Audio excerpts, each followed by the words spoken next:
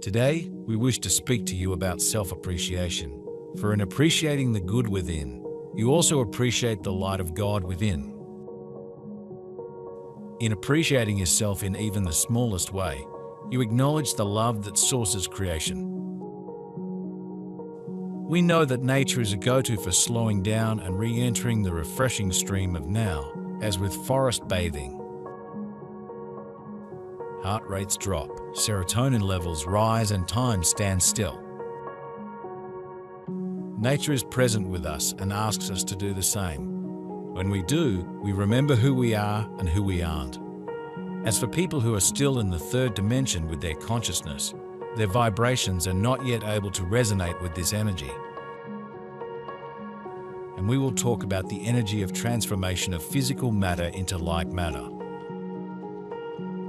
If you learn to vibrate at the same frequency with this energy, then the process of transforming your physical body into a crystalline light body will accelerate many times over. But you need to start small, as in everything that concerns the human physical body. By and large, excessive energy load is just as harmful to you as physical overexertion. I think many of you have already experienced this yourself. Outside of our own consciousness, there are no limits about who we are.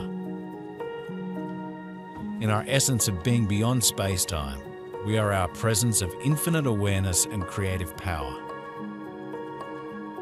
Our human person is an actor in the play of living in a world of duality of good and evil. This is a world that we create in our own consciousness in every moment. Without our energetic interaction and recognition, the empirical world exists as unrealized patterns of energy. With our realization, we make it real in our experience. If you love God, dear ones, you must include yourselves in the equation because you are born from that love, sustained by that love, and co-creating with that love.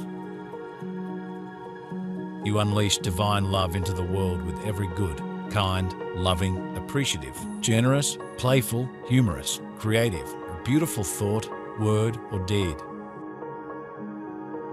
You, dear ones, are the light workers.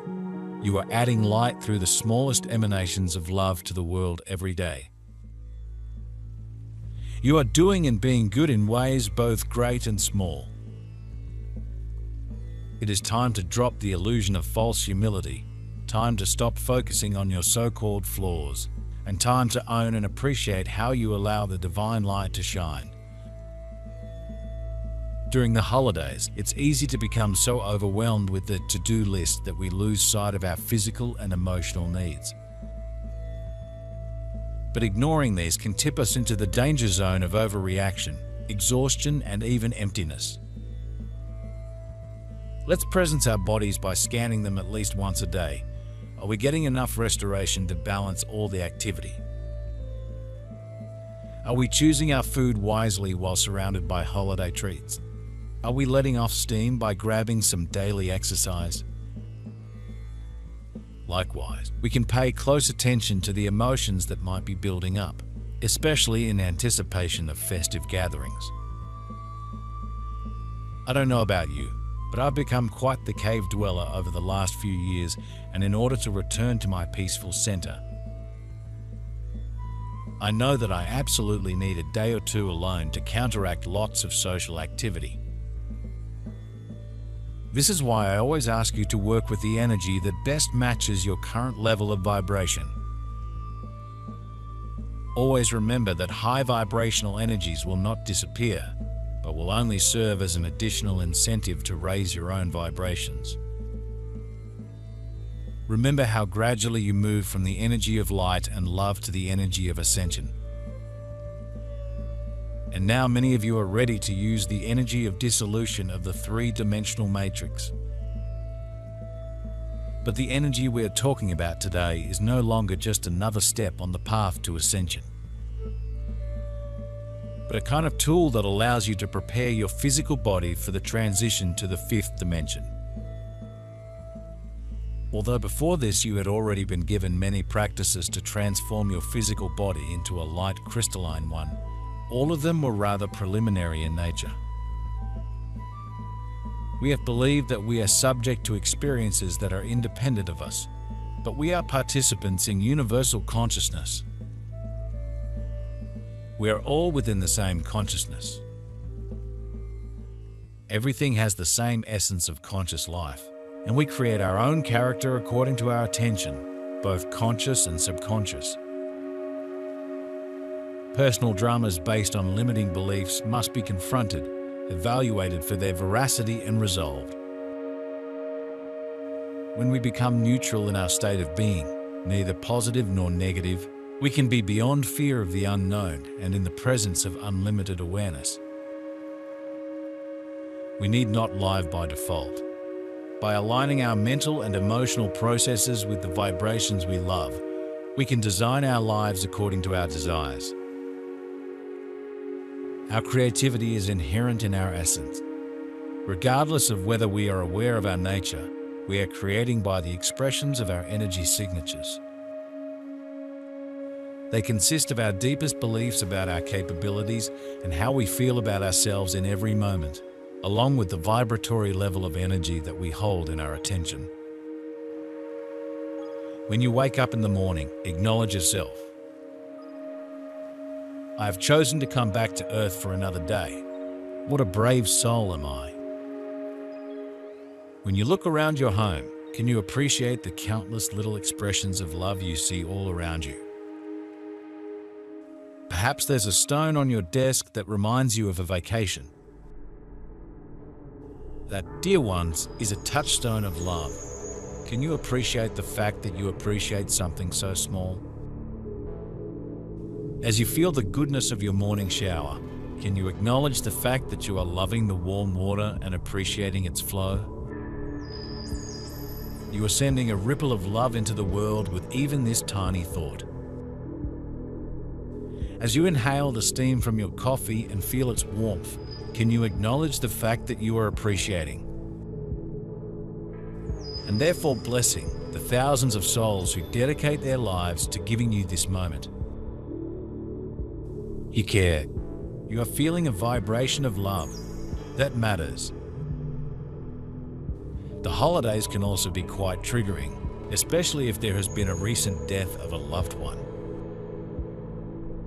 Being present without judgment of whatever feeling is running its course is a better path than maintaining a false gaiety.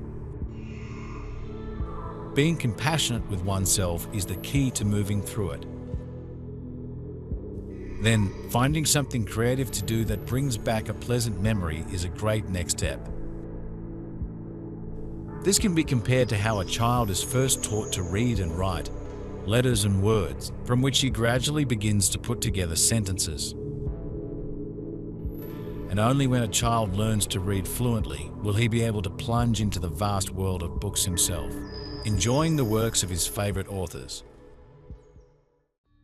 The same thing happens to you, my dears, when you gradually master the energies of various vibrations one after another, sometimes combining them for some purpose or using them individually. Without mastering the energy alphabet, it is impossible to embark on a long voyage across the boundless ocean of vibrational diversity that has no boundaries. Therefore, today I only suggest that you call upon the energy of transformation of physical matter into light matter in order to feel how it will respond in your subtle bodies, and perhaps in your physical body.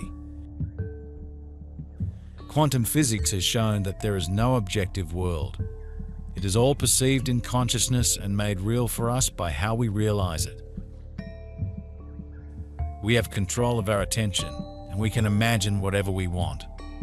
Every energetic possibility already exists.